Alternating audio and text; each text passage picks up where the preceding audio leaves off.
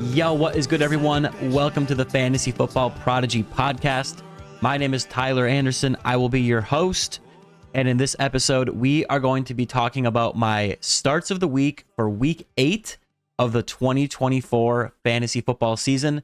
But before we get into that, please make sure to follow or subscribe wherever you are enjoying the podcast so that you can stay up to date on all the new episodes and become a fantasy football prodigy. I'm recording this on October 25th, 2024, Friday. This is episode 24, week 8, episode 24. Shout out Kobe. Last week, I did not do my starts of the week episode or any episode because I was gone. I was in Texas on a family trip, but we're back and we're ready to get some dubs. Why should you listen to me? Well, in my 3 main leagues, I'm 6-1 in each of them. Need I say more? Let's hop right into the starts of the week. So we're going to go position by position. I'm going to start with quarterback. So my quarterback start of the week is Jordan Love of the Green Bay Packers on the road against the Jacksonville Jags. You have to get Jordan Love in your lineup in week 8. This game has a 49-point over-under, which is the highest of the week. Jacksonville gives up the most points per game to quarterbacks in the entire NFL. They have also given up the most passing touchdowns in the entire NFL this season with 16. Jordan Love is the quarterback 4 on the season in points per game. He has great offensive weapons. I also love wide receiver Jayden Reed this week as well. You have to get him in your lineup. Jordan Love is a top 5 quarterback play this week. Moving on to the running back position, I have 2 running back starts of the week. So first up, running back start of the week, Kareem Hunt of the Kansas City Chiefs on the road against the Las Vegas Raiders. The Raiders give up the 9th most points per game to running backs. I expect the Chiefs to win this game easily, meaning the game script would line up well for Kareem Hunt to see plenty of volume on the ground. And volume has been no issue for Kareem Hunt. He has been awesome since signing with the Chiefs. Last week in week 7, he saw 22 carries for 78 yards and 2 touchdowns.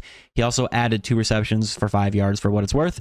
They had a bye in week 6, and then the week before, in week 5, Kareem saw 27 carries turn into 102 yards and 1 touchdown. He also had a catch for 15 yards. He's seeing a ton of volume and goal line scoring opportunities. He's the clear lead guy in this backfield with Isaiah Pacheco out with injury. Kareem Hunt is a low running back 1, high running back 2 play this week. And I do have another running back start of the week. We're going to move on to him. This is a guy that, maybe you've probably had a tough relationship with this guy, but I think this week he's going to smash. My next running back start of the week, Javonte Williams of the Denver Broncos at home versus the Carolina Panthers.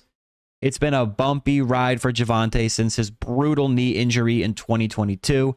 While he's not the same explosive player he once was before that injury, I think Javonte can still be played in the right matchup.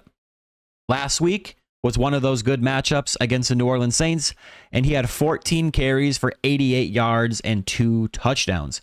He also caught all 3 of his targets for 23 yards. He was the running back 6 on the week with 24.6 half PPR points. He's had his ups and downs this season and ever since he had that brutal injury, but in week 8, he gets to take on the Carolina Panthers at home, so I expect this to be a week where things are looking up. The Panthers give up the most points per game to running backs in all of fantasy football. The Panthers are also starting Bryce Young this week with Andy Dalton dealing with an injury.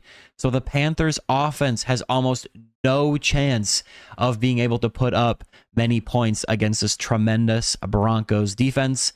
This means that the Broncos should be in control of the game, have a lead, which is a good game script for Javonte Williams to see plenty of rushing volume.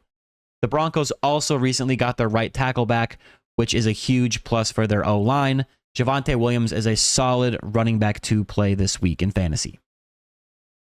Those are my running back starts of the week, ladies and gentlemen. We are going to move on to the wide receiver position. But before we do that, please make sure that you are following the podcast. Not for me. Do it for you. Okay? I don't want you guys to miss out on all this fantasy football goodness. I want you to become fantasy football prodigies. And you can only do that if you're subscribed. And also liking on YouTube does help. We do have video on YouTube, by the way. Fantasy Football Prodigy over on YouTube. It's just my ugly face. But if you want to see me, come say hi. Leave a comment. If you're already on YouTube, same thing. Leave a comment. All right, moving on. I got 2 wide receiver starts of the week for y'all. Wide receiver start of the week, Jayden Reed of the Green Bay Packers on the road against the Jacksonville Jags. Like I said earlier, this game has a 49-point over-under, which is the highest of the week. Jacksonville gives up the 4th most points per game to wide receivers. I really am high on Jordan Love this week, and Jayden Reed is his number 1 target.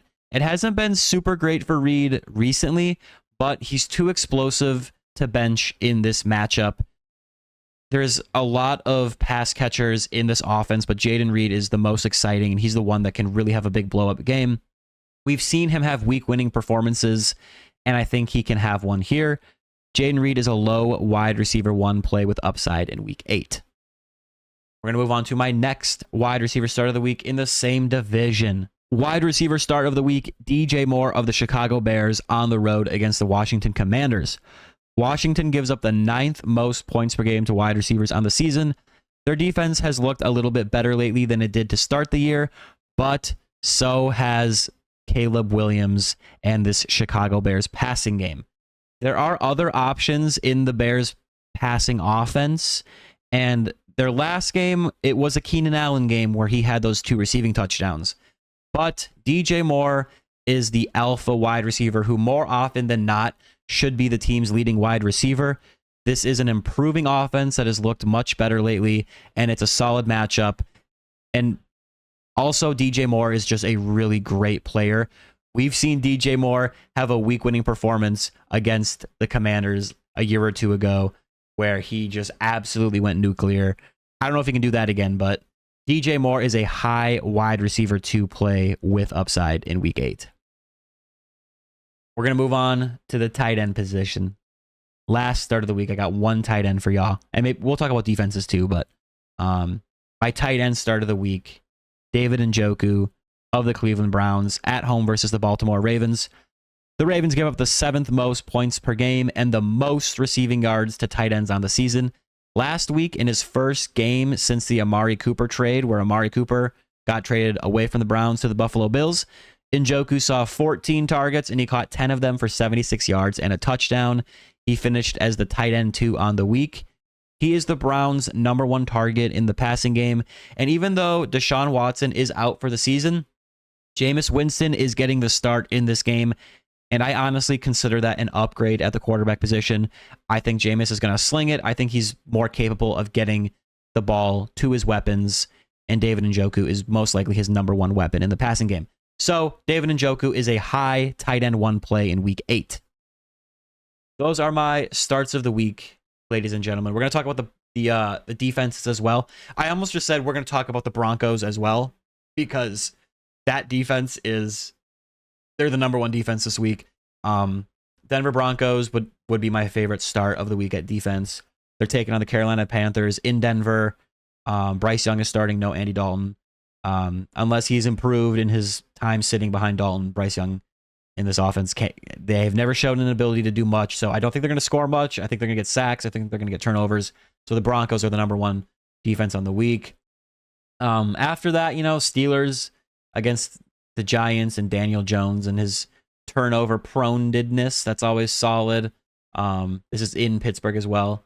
The Chiefs against the Raiders. The Chiefs kind of own the Raiders. Gardner Minshew is getting the start. I don't care if it's Aiden O'Connell or Gardner. They don't have Devontae Adams anymore. So I don't think they're going to score much. And the Chiefs defense is really solid. And like I said, they've historically, recently in the Mahomes era, they've kind of owned the Raiders. So I think that's a good play right there.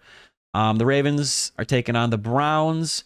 It'll be interesting to see how this offense looks with Jameis Winston instead of Watson. I think overall this is an improvement at quarterback, but Jameis Winston is also very turnover prone. He's a gunslinger, so I do think there are turnover opportunities there. But Broncos, Steelers, Chiefs are really the top plays. I think the Ravens might be like a tier below. You got the Chargers at home versus Spencer Rattler and the Saints. The Broncos just destroyed the Saints on Thursday Night Football last week. They had like 20 plus fantasy points on defense, so that's a good matchup. So Chargers are solid. The Jets at New England, the Jets defense is pretty solid. It's a rookie quarterback in Drake May for the Patriots, so you can do that. And then the Lions at home versus the Titans. Whether it's Will Levis or what's the other quarterback's name? Forgetting his name. Titans quarterback. Literally, I'm only seeing things about Will Levis. Titans depth chart. Why can't I remember his name? He used to play for the Steelers. He's not good. Mason Rudolph. Whether it's Levis or Mason Rudolph, neither of them are good. So, the Lions are a good start. Those are really my favorite starts. There are other options there, but those are kind of like, I think those are a tier above kind of the next option. So just a quick little insight into the defensive landscape. If you can play like the Texans at home versus the Colts, I mean, Anthony Richardson has a few, he's turnover prone, so maybe that's another one. But yeah, those are that's kind of my defensive overview for the week. Hopefully you can, you have one of those, or you can pick them up off of waivers. And yeah, that's going to do it for this episode, ladies and gentlemen. I hope you enjoyed. Please make sure to follow or subscribe wherever you are enjoying the podcast. I will see you in the next one. Good luck in week 8. And I'll see you guys in week 9 so that you can become a fantasy football prodigy. All right. Peace. Bye. Good luck.